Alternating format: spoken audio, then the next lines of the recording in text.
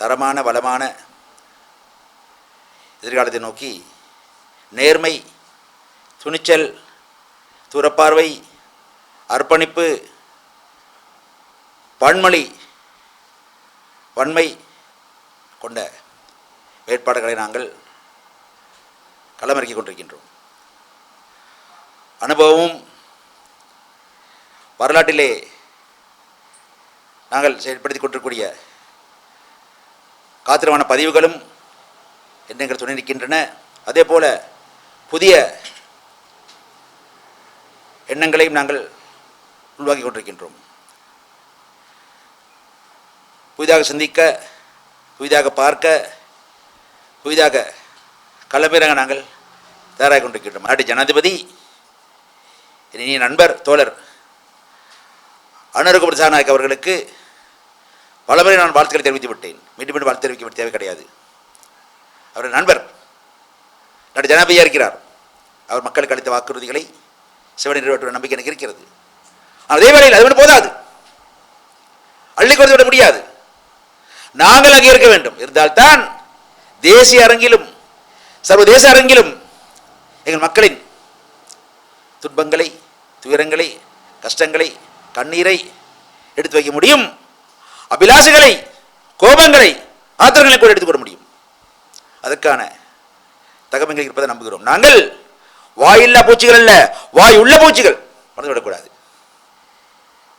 தமிழ் போ கூட்டணி ஜனநாயக மக்களுடைய சார்பாக என்னுடன் சேர்ந்து களமிறங்க நண்பர் தம்பி ரகுபதி பாலஸ்ரீதரன் லோஷன் அவர்கள் தயாராகிக் கொண்டிருக்கின்றார்.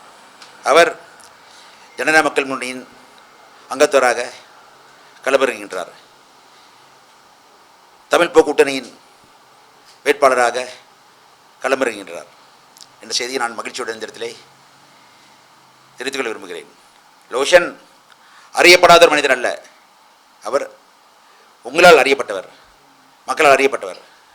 ஊடகத்துறையிலே பல சாதனைகளை செய்து ஒரு தீர்க்கமான வரலாற்றை கொண்டவர். அது மட்டுமல்ல, நாட்டிலே இன்று ஏற்பட்டிருக்கக்கூடிய அந்த மாற்றத்தின் அடிப்படை எனது மாவட்டமான, எங்கள் மாவட்டமான கொழும்பில் நடைபெற்ற அறகலை என்ற அறவழி போராட்டம் தான். எல்லாரும் தெரியும். அந்த போராட்டத்தின் விளைவாகத்தான் நாட்டிலே இந்த அரசு மாற்றம் நிகழ்ந்திருக்கிறது. அதுக்கு முன்னாலே பழைய பாராளுமன்றத்திலே ஜனாதிபதி மாற்றம் நிகழ்ந்தது, உங்களுக்கு தெரியும்.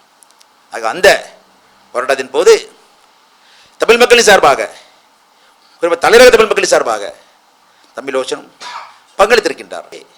இந்த அறகலை என்ற போராட்டம் அல்லது அந்த அறவழி போராட்டம் என்பது தன்னொரு கட்சிக்கு மாத்திரம் சொந்தமானதல்ல. அது பிழை, அப்படி அல்ல. அங்கே எழுப்பப்பட்ட அந்த ஊழலுக்கு எதிரான கோஷம், அதிகார துஷ்பிரயோகத்துக்கு எதிரான கோஷம், பிற்போக்குவதற்கு எதிரான கோஷம், அனைத்தும் எங்கள் கோஷம்தான். அதை தனி ஒரு கட்சி மாத்திரம் தனக்கு சொந்தமானதாக மாற்றம் காட்டி என்னை அனைவருமே ஒரே குடையில போடுவதை நாங்கள் எக்காரணங்களும் ஏற்றுக்கொள்ள மாட்டோம். அது அப்படி அல்ல, அப்படி அல்ல. எங்கள் மக்கள் நாட்டில் இன்னமும் முழுமையான சமத்துவ மக்களாக, முழுமையான குடியுரிமை கொண்ட மக்களாக வாழவில்லை. மலையத்திலும் சரி, வடகிழக்கிலும் சரி, அப்படித்தான் இருக்கின்றது நிலைமை. அதை மாற்ற வேண்டும். கோஷங்களால் மாத்திரம் ஐக்கியம், சமத்துவம் ஏற்பட்டு விடாது. நடைமுறையிலே அந்த சமத்துவம் எடுத்து காட்டப்பட வேண்டும். எடுத்து காட்டப்படுவதற்கு நாங்கள் அரசாங்கத்துக்கு நாங்கள் இருக்கும் இடத்தில் இருந்து கொண்டே துணை இருப்போம். ஆகவே அந்த உறுதிமொழியை மக்களுக்கு தருகிறேன். அதே வேளையிலே மறுபுறத்திலே அரசாங்க காரணம் கொண்டும் அந்த சமத்துவத்தை, இப்போ இருக்கிற சமத்துவத்தை கூட குழப்ப முயற்சிகளிலே எவ்வாறு ஈடுபடுவார்களே ஆனால் சும்மாவே இருக்க மாட்டோம். அதுக்காக அங்கே போகிறோம் நாங்கள்.